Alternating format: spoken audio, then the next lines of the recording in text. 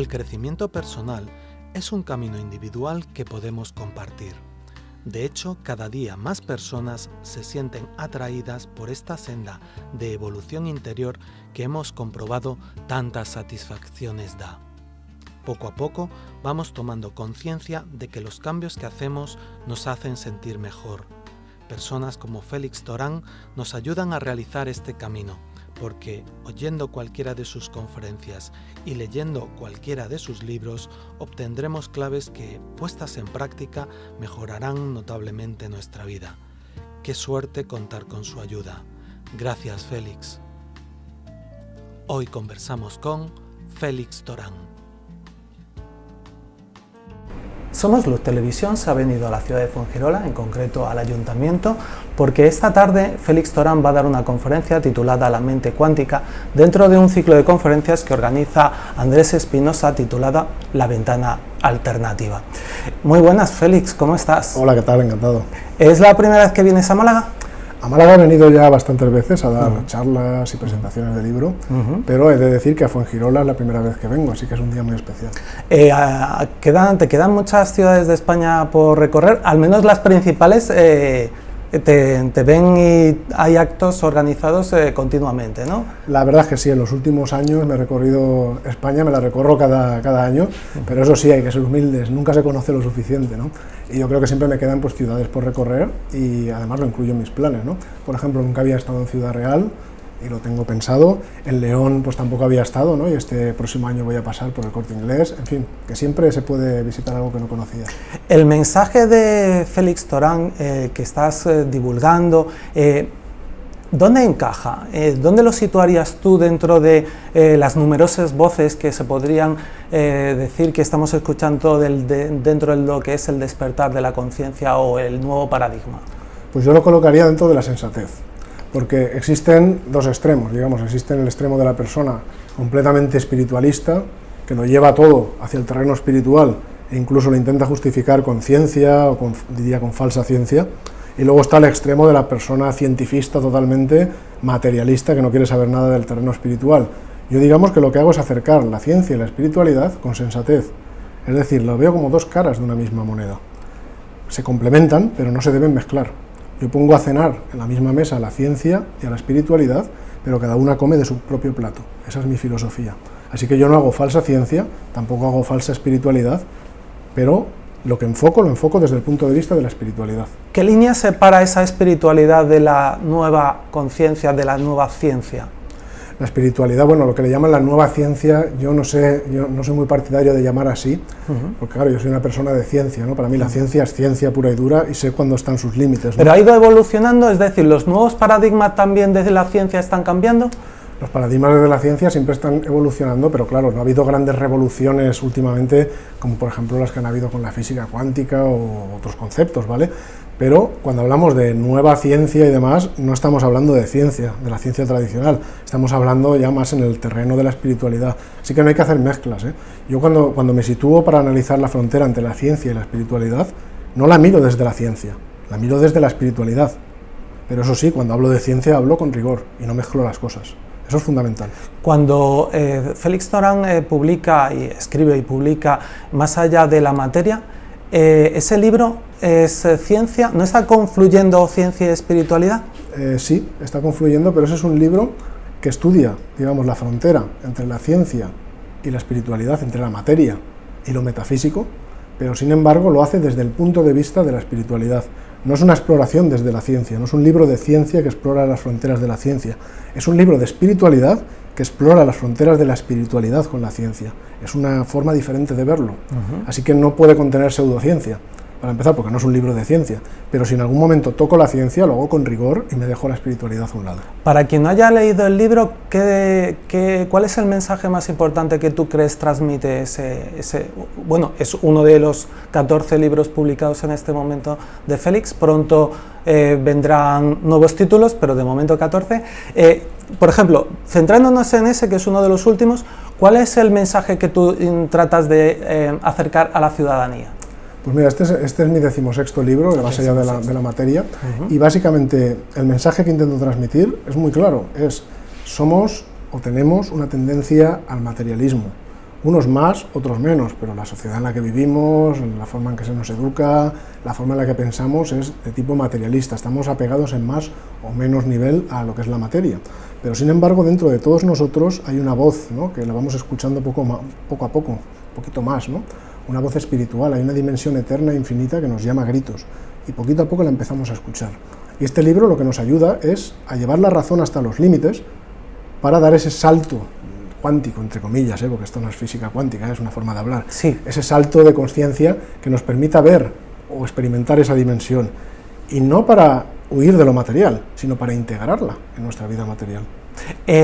Cuando la sociedad asuma, integre todos estos conceptos, ¿qué vislumbras tú que puede ocurrir? Pues, entre otras cosas, creo que algún día la ciencia y la espiritualidad se tendrán que acercar un poquito más, porque están todavía un poquito sin reconciliar del todo, ¿eh? ¿Se miran con desconfianza la una a la otra? Yo creo que a veces ni siquiera se miran, ¿no? Vale. O sea, el científico, el verdadero científico, es materialista, porque la ciencia se dedica al plano material. Es lo mejor que tenemos para conocer el plano material, pero la ciencia no puede mirar más allá de lo material. Eso para la ciencia no existe. ¿Y con el tiempo no lo hará? Espero que sí, pero desde luego muchas vistas de futuro en ese camino no parece haber, pero yo confío plenamente en que tendrá que hacerlo. Y te lo digo por una razón, porque fíjate, la espiritualidad sin ciencia está ciega, y la ciencia sin espiritualidad está coja. Así que en algún momento la ciencia se va a tener que dar cuenta de sus propios límites y va a tener que decidir, o se queda limitada o pone un pie un poquito más allá, aunque lo haga desde el método científico, ¿no? Porque la espiritualidad tiene algo que ver con, digamos, lo invisible. Claro, lo invisible y todo aquello que va más allá de lo material, todo aquello más allá de lo físico y perceptible por los sentidos. La ciencia llegará al momento que tenga que medir también lo invisible.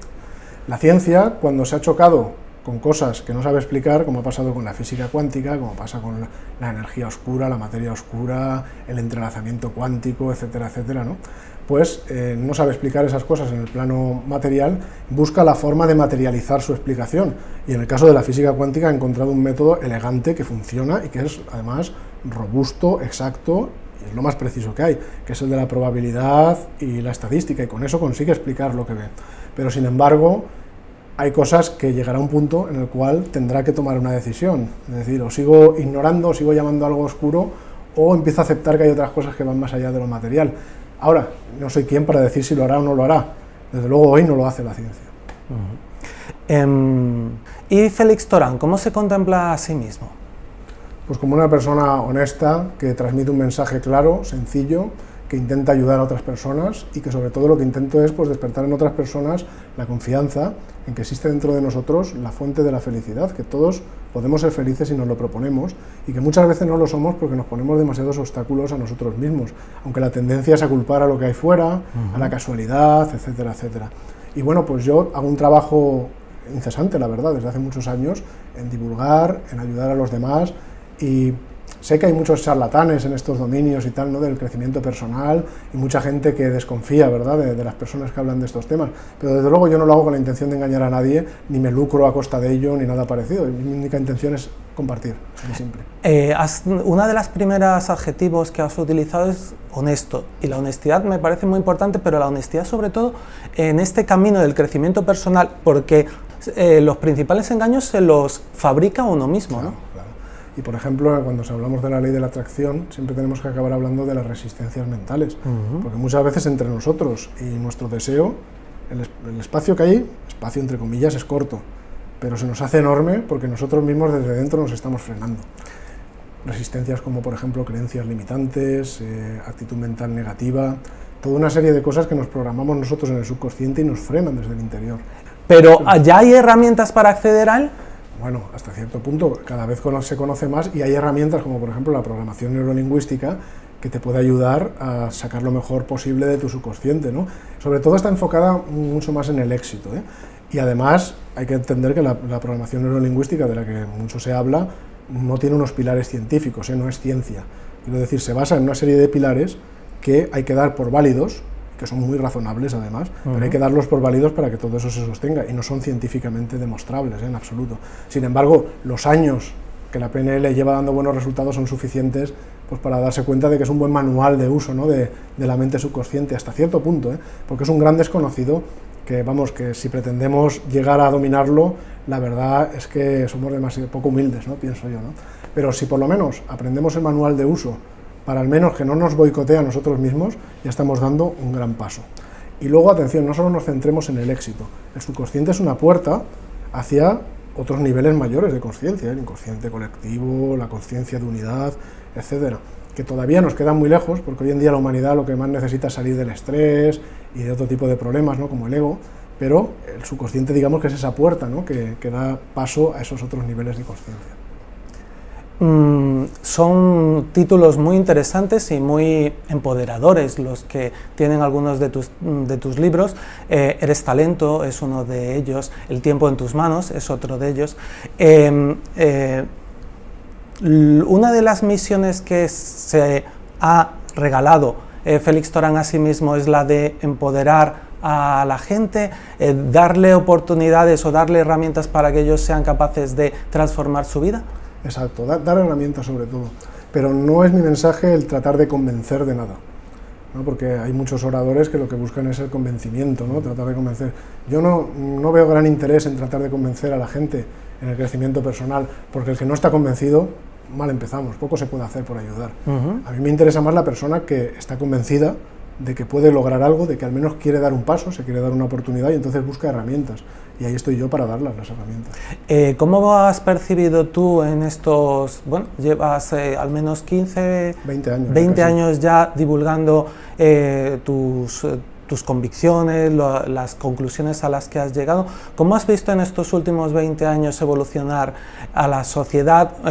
Organizas eventos y cada día vas viendo cómo se van llenando, quizá con un número mayor de espectadores. ¿Cómo lo has percibido tú esta evolución de estos últimos 20 años? Pues muy bien, la verdad, porque yo, bueno, afortunadamente puedo decir que he tenido siempre muy buena acogida, ¿no? Con mis presentaciones, pero cierto es que el público ha ido cambiando, pero no solo en tipo de público, sino además en forma de pensar, ¿no? En paradigma, diría, ¿eh? Antes hablar de la ley de la atracción y tal se veía raro, y cuando preguntaba si la gente sabía meditar, pues había algunos, en un público general, en un muestreo general, había gente que levantaba la mano y decía, bueno, pues yo tal, y eran unos pocos, pero es que ahora casi todo el mundo se interesa por la meditación, ha oído hablar de la ley de la atracción, se interesa por las filosofías orientales, por ejemplo. Mi mensaje tampoco es orientalista en absoluto, aunque no tengo nada en contra, por supuesto, pero me refiero a que, no sé, hay un interés por algo que va más allá de lo material, ¿no? Antes estábamos mucho más cerrados y además la gente era mucho más escéptica, ¿no? Esto de la ley de la atracción, esto suena raro, suena a una secta, no sé qué, nada más lejos, es una ley universal, ¿no? Pero ahora la gente lo entiende mucho mejor. ¿Cómo son los comienzos de Félix Torán? Cuando es a lo mejor un adolescente, empieza a sentir atracción por algunas temáticas y a investigar en ellas, ¿cómo te recuerdas tú? ¿Con qué edad más o menos y cómo fueron tus comienzos? Pues mira, yo sinceramente no he tenido ninguna crisis personal, ni intento de suicidio, ni nada de esto, como pasan algunos autores, ¿no? Que me ha llevado a cambiar la vida, sino que bueno, a mí las cosas me iban muy bien, demasiado bien, más incluso de lo que yo pensaba que me merecía, ¿no? Y entonces me hice la pregunta de qué es lo que hago bien, para entenderme bien a mí mismo y sobre todo para compartirlo con otras personas, porque si a mí me van bien las cosas, quiere decir que a otras personas que le van mal le podrían ir también, ¿verdad? Y esa ha sido mi motivación desde el principio, y sinceramente lo único que he hecho es autoobservarme.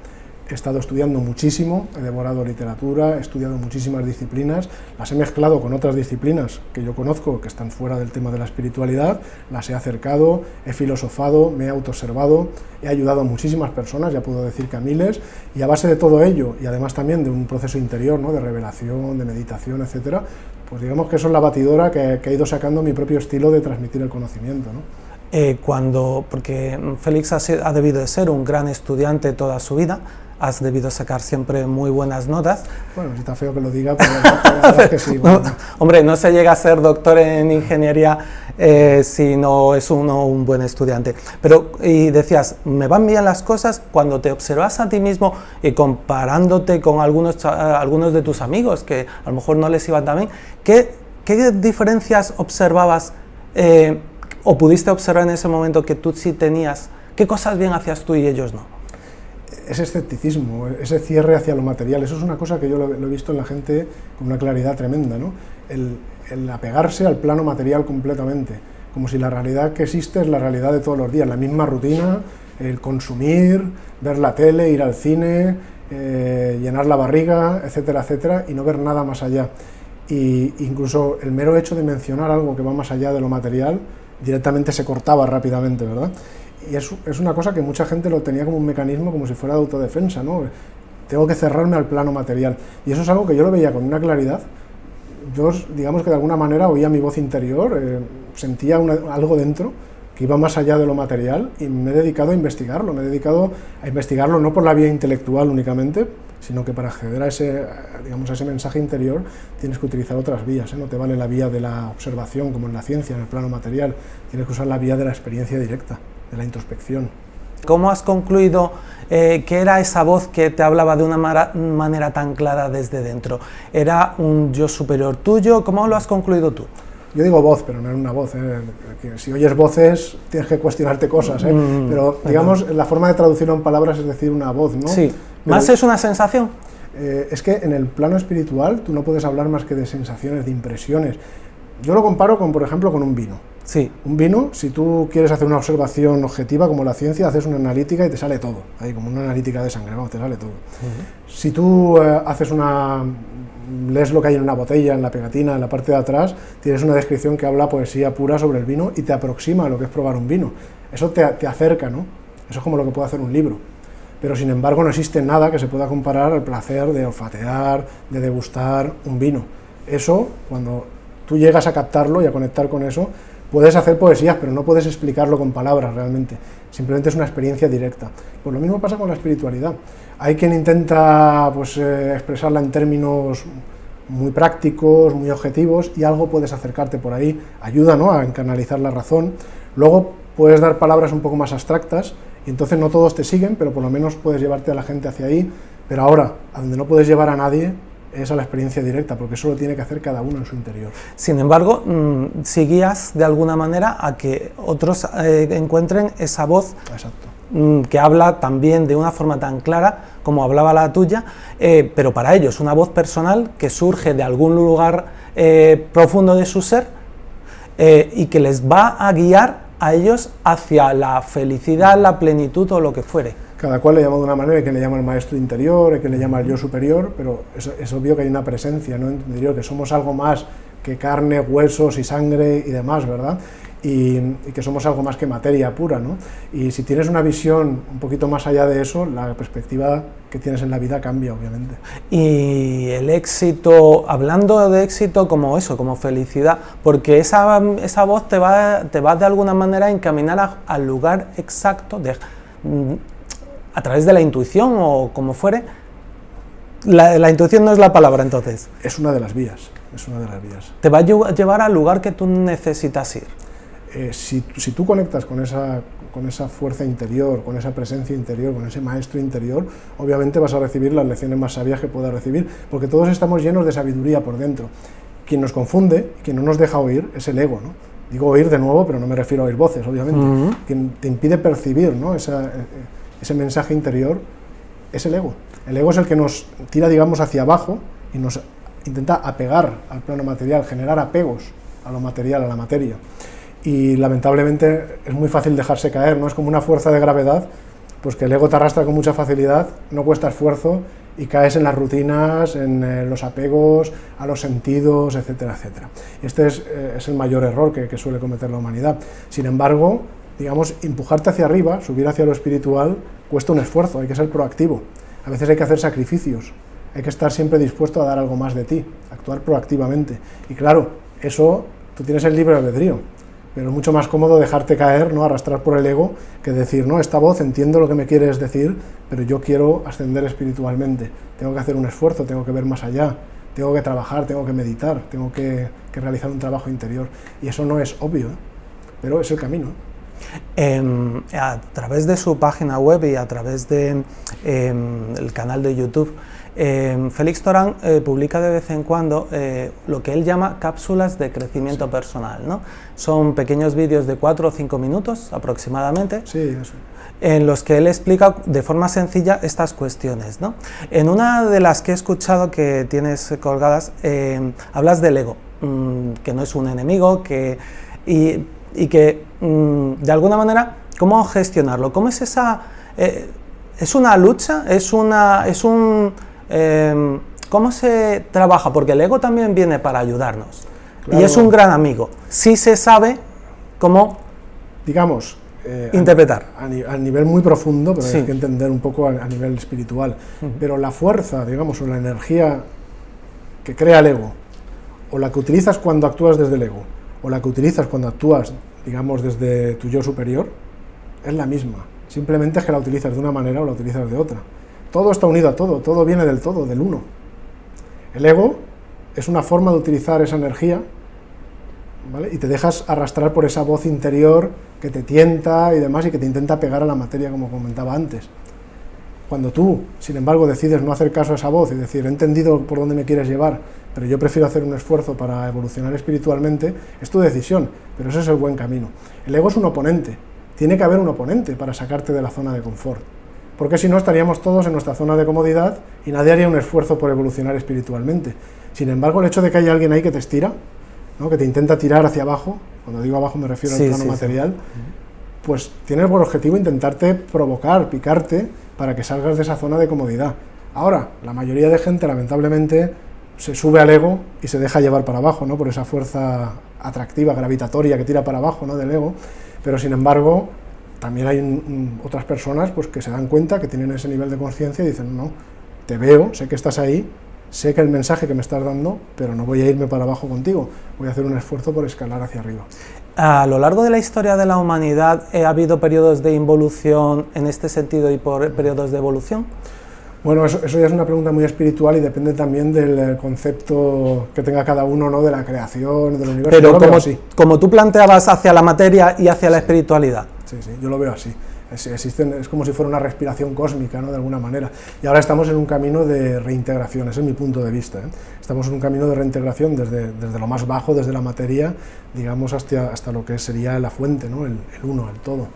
Pero claro, eso yo comparto que cada cual pueda tener su propia visión.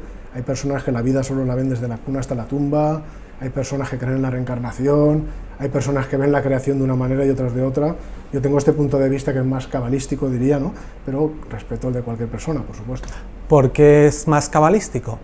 Hombre, pues porque llevo muchos años estudiando la cábala, la verdad, y me considero un eterno estudiante, ¿eh? De la cábala no se puede ser otra cosa, creo, ¿no? Nada, estudiantes de cábala hay muchísimos, cabalistas, se pueden contar con los dedos, ¿eh? Claro. Y en la cábala luriana, por ejemplo, pues precisamente cuando estudias la creación, ¿no? Según la cábala luriana, pues es compatible con lo que decías antes, ¿no? Con esa evolución y luego con ese retorno, digamos, a la fuente, ¿no? ¿Y tiene un porqué el hecho de que hayamos involucionado en determinados... incluso podemos sacar una lectura positiva de esos periodos de involución? Yo creo que lo que hay que hacer es entender que tenemos una responsabilidad como seres humanos en el camino ese de retorno. Y que por lo tanto lo que tenemos que hacer es evolucionar, pero no evolucionar a nivel físico, sino a nivel espiritual. Tenemos que ascender de nivel de conciencia. La evolución que vemos a nivel físico solo es un reflejo material de la evolución a nivel espiritual. Entonces esa evolución es la que me interesa a mí, la evolución a nivel espiritual. Y ese mensaje es claro, tenemos que evolucionar en ese sentido aumentando nuestro nivel de conciencia, pues por eso, para seguir ese camino de regreso hacia la fuente. Esos conocimientos que se podrían tener en determinadas comunidades hace 2000 años y que ahora Internet, por ejemplo, o libros como los tuyos ayudan a que se expanda de una manera más global. ¿Estamos en un periodo que podríamos decir de esperanza para la humanidad? Yo creo que sí, porque cada vez además ves más interés en estos temas y yo lo veo en primera persona, ¿no? Lo palpo cada día y es una cosa que con 20 años dedicándote a estos temas, pues como me preguntabas antes, lo ves evolucionar. Y yo pienso que lo veo positivamente y lo veo prometedor, ¿no? Por mi experiencia personal, ¿no? Con lo que he visto, con las miles de personas a los que he hablado y que he visto evolucionar, con las personas que he visto venir a muchas de mis presentaciones realmente destrozados, en principio, y ver una persona nueva un año después, por ejemplo, ¿no? Simplemente por haberse hecho unas preguntas, el mismo, una persona misma, hacerse unas preguntas y empezar a evolucionar interiormente, una persona cambia por fuera, es increíble. Fíjate que hablábamos de ese camino hacia una evolución humana, espiritual, pero la materia vivida desde la espiritualidad e incluso te diría que el éxito son extraordinariamente compatibles. Es decir, cuando conectemos de verdad con la espiritualidad y con la honestidad de la que tú hablabas antes, el éxito está garantizado. El éxito a todos los planos, al éxito de felicidad por un lado emocional, pero también en el económico. Ese tema yo escribí un libro porque se confunde muy a menudo éxito con felicidad y con bienestar, y son tres cosas completamente diferentes. Éxito no es felicidad. Bienestar tampoco es felicidad, y sobre eso se puede hablar largo y tendido, ¿no? De hecho, todas las personas que tienen éxito no son felices, la gran mayoría no son felices. Vale. Sin embargo, las personas que son felices pueden salir ahí a cosechar éxitos, ¿no? Que es una cosa importante. Yo pienso que esto se logrará cuando no nos limitemos solamente al plano material, sino que acerquemos los dos. Porque una vida en la cual te limitas solo a la materia, el plano material, es una vida en la que, te digo yo, empieza en la cuna, acaba en la tumba, se trata de, total, son 4 días, hay que aprovechar, hacer todo lo que puedas, y realmente no se acaba siendo feliz. Te falta la parte de la felicidad, esa parte está en el otro plano, el plano de la espiritualidad. Ahora, una vida en la que te centras solo en lo espiritual y niegas la materia por completo es otro error, porque el plano material es un soporte necesario para la parte espiritual para evolucionar, es la escuela de la vida, es donde nuestra dimensión espiritual aprende lecciones aquí en el plano material. Así que lo que hay que hacer es acercar las dos, es integrar la parte espiritual en la parte material.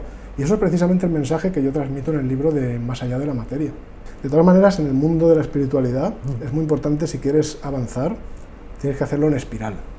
O sea, tú das una vuelta, pero no vuelves a repetir la misma vuelta. Repites la vuelta, pero un poco más alto. O sea, vuelves a pasar por los mismos temas, pero los vuelves a pasar por una visión completamente diferente. Y así vas avanzando, digamos, en espiral. Yo he ido haciendo esto desde mis primeras obras y he tocado temas muy diversos, liderazgo, gestión del tiempo, física cuántica, ingeniería, ley de la atracción, leyes universales, ecología mental. Fíjate que los temas han sido muy variados, hasta el talento, por ejemplo. Pero, por ejemplo, la ley de la atracción es algo que, por lo que he pasado en todos mis libros.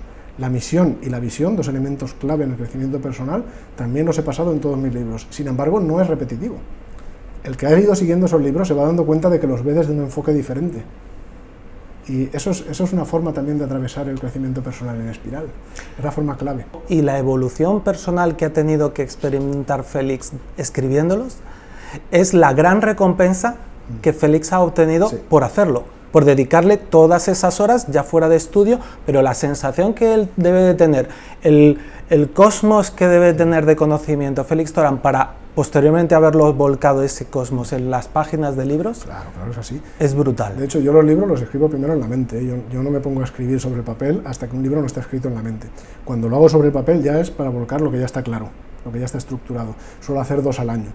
Pero es mucho trabajo hacerlos, es mucho trabajo llevarlos por toda España, dar tantas charlas y demás, y más combinándolo pues con tu dedicación principal, que es la que te consume el mayor número de horas, obviamente. Claro, así que a veces puede parecer un sacrificio, pero yo te digo, para mí no es ningún sacrificio, para mí es una cosa que de verdad me sale del alma, es algo que disfruto de verdad, y como decías, a mí me ha enriquecido, porque en el universo, dar y recibir son 2 partes de la misma cosa.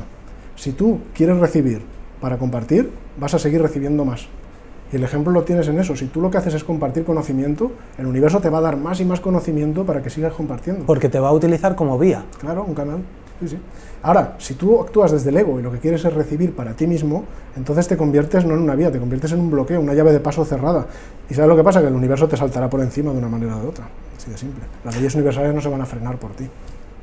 ¿Eres tú mismo o es tu propio ego el que ha cerrado la llave de tu propio...? Claro. Es como intentar ir en contra de todo el universo, porque el universo es fluir. Si tú lo que buscas es recibir para ti mismo, estás intentando bloquear ese fluir. No quieres recibir para dar, no contribuyes a ese fluir. Estás intentando contribuir a acaparar, a bloquear. El ego necesita el plano material para salirse con la suya. El ego no se lleva bien con lo espiritual. Por lo tanto, sin lo material está perdido. En el momento en que tú trasciendes lo material, el ego lo tiene muy difícil para poder actuar sobre ti. Si tú, el problema de la humanidad, que el otro día me preguntaban en la radio, ¿por qué la humanidad se está destruyendo a sí misma? Digo, cuidado, a ver, ¿quién está destruyendo la humanidad?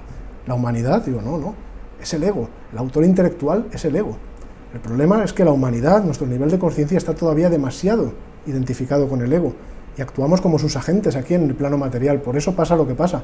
Pero el día que nosotros elevemos nuestra conciencia y actuemos desde el yo superior, será diferente. Seremos individuales, por supuesto, habrá diferenciación, individualidad, pero ya no habrá separación. esa falsa separación que crea el ego desaparecerá. Y entonces seremos una verdadera fraternidad, no habrá todos estos problemas que hay ahora, ¿verdad? A veces los líderes mundiales los contemplamos desde la distancia y observamos que uno de los principales ingredientes que tiene su personalidad es un ego desmedido. Lamentablemente muy a menudo pasa eso, ¿verdad?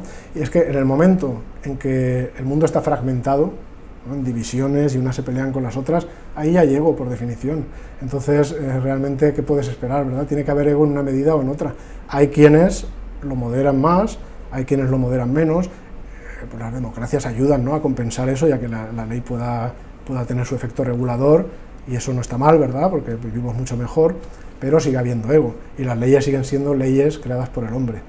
Las leyes universales, de las que hablamos en el mundo de la espiritualidad, no tienen nada que ver con esas leyes. Las leyes del hombre sabemos que no son perfectas, y se equivocan en sus juicios. Las leyes universales son perfectas, jamás se equivocan, y no se equivocan por una razón, porque jamás juzgan. Por eso siempre son justas, porque nunca juzgan, son impersonales, simplemente se cumplen. ¿El conocimiento de esas leyes espirituales tú crees que ha sido limitado a la población por determinadas personas a las que no le interesaba que la población conociese que existen y que son las que gestionan el bienestar, la felicidad o el devenir correcto de los acontecimientos? Creo que hay un malentendido con eso, la verdad, porque las personas conocedoras de las leyes universales jamás van a querer utilizarlas para hacer daño a nadie más. Cuando uno conoce las leyes universales tal y como son, las leyes universales no entienden de ego. Las leyes universales son positivas y constructivas. Ahora bien, la persona que las conoce se da cuenta de que una ley universal bastante poderosa, ponerla en manos de alguien que está tan lejos en nivel de conciencia todavía, es inútil. Primero, porque no va a saber utilizar esa ley universal, y porque además podría utilizarla en su propia contra o en la de los demás. Es como si tú, el poder de hacer una bomba nuclear, ¿sabes?, lo pones ahí y lo pones en las escuelas para que cualquier niño lo sepa hacer. Podría generar una catástrofe, ¿verdad? Igual que para acceder a ciertos conocimientos tienes que pasar por niveles, ¿no? Tienes que ir aprendiendo los pasos necesarios para llegar hasta ahí. Pues lo mismo pasa con las leyes universales. No es que se trate de esconderlas, es que no todo el mundo está en el nivel de conciencia necesario para poderlas usar. Y eso no quiere decir que sea solo para unos privilegiados. Todo el mundo las puede utilizar y todo el mundo puede llegar a usar las leyes universales, pero hay que seguir un proceso escalonado, hay que seguir un proceso gradual, obviamente. No puedes de la noche a la mañana, ¿sabes?, tener un dominio total de las leyes universales, no puedes. Las leyes universales, por supuesto, están ahí para ser utilizadas y para bien, además, y tienen mucho que ofrecernos, pero hay que ir poco a poco, y tenemos que ir elevando nuestro nivel de conciencia también como humanidad, ¿no? Entonces yo creo que estamos en un buen camino, ¿no? Lo ves, el interés que tiene la gente por estos temas. Ahora el mindfulness, todo el mundo mindfulness. Mindfulness no tiene nada de nuevo. Si esto es más viejo es que es que nada tiene nada de nuevo. Cuando me hablas de las leyes universales, fueron enunciadas por Hermes Trismegisto en Egipto, se atribuyen, o al menos sí, la tabla de Esmeralda y demás.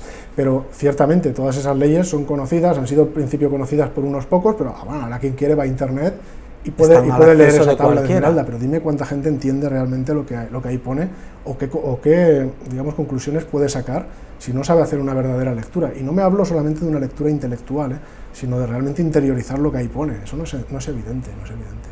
Y no se le puede dar masticado, como de alguna manera estamos haciendo, para que tenga acceso, y en este momento de la historia es así, a la gente y crezca en nivel de conciencia. Claro, y hay muchas vías, hay vías iniciáticas, hay vías esotéricas, etcétera, etcétera. Yo, por ejemplo, yo no trabajo a nivel esotérico, como puedes ver, porque aquí estamos hablando de todos estos temas, pero a nivel exotérico, pues yo con mis libros y a nivel de crecimiento personal, con la psicología, crecimiento personal, técnicas pues interiores, ¿no?, de crecimiento personal y espiritual, pues poquito a poco vamos. Pues lo que pretendo es eso, que las personas que me siguen y leen mis libros vayan evolucionando interiormente, pasito a pasito, porque no van a pasar de aquí a aquí de la noche a la mañana. Hay que ir paso a paso, creciendo interiormente y dando eso que yo llamo salto cuántico, tomando prestado una palabra de la física cuántica, por supuesto que no es física. ¿Qué referentes ha tenido en su proceso de crecimiento Félix Torán? Ya fuera en España o fuera de España. Pues te digo con toda sinceridad, no he seguido a ningún maestro, sinceramente. Vale. Yo, digamos que el único maestro verdaderamente que he tenido es mi maestro interior. Vale. Y muy a menudo me ha pasado de cosas que yo sé que las sé, y que simplemente ha sido cuestión de ponerlas racionalmente en el papel, pero no he tenido que investigar nada, porque ya las tenía dentro, ¿no?, de alguna forma. Hay conocimientos intuitivos que son así, otros no, por supuesto, otros hay que investigarlos. Y seguir a maestros o a un maestro en particular y demás, no. Yo he bebido cientos y cientos de fuentes, no me he aferrado jamás a una sola, sino que lo que he hecho es tomarlas todas, meterlas, digamos, en una turmis y darles vueltas, ¿no? Pero ¿no te has sentido identificado especialmente con el mensaje de ninguno, bueno, que te precediera de alguna manera, al menos en tiempo?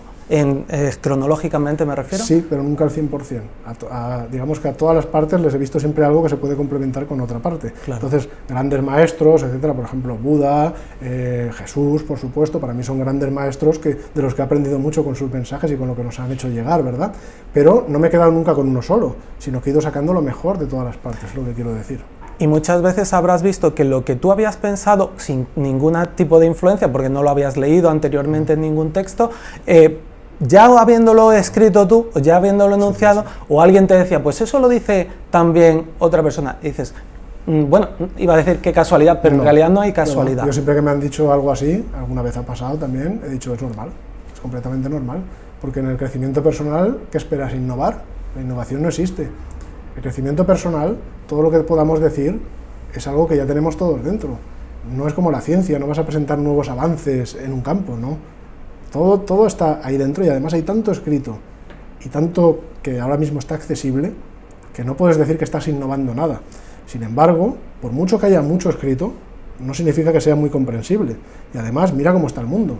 Si el mundo está como está, es que todavía hace falta que haya gente que cojamos esos mensajes, los traduzcamos en una forma que la gente pueda entenderlo fácilmente y lo pueda aplicar en la práctica y llevarlo al día a día, que esa es la parte que todavía no estamos ahí, claro. Bueno, pues a Somos Luz Televisión le apetecía y le apetece seguir difundiendo mensajes como el tuyo porque consideramos que el éxito de Félix Torán y el hecho de que él encuentre cada día más personas, más oídos que le escuchen y le atiendan, va a ser a favor de la prosperidad de todos. Entonces, pues que logremos que las conversaciones de los cafés, incluso de los bares, de cualquier reunión familiar, reunión de amigos, haya estos temas y la gente los vaya masticando e integrando, creo que es una buena noticia para todos. Pues sí.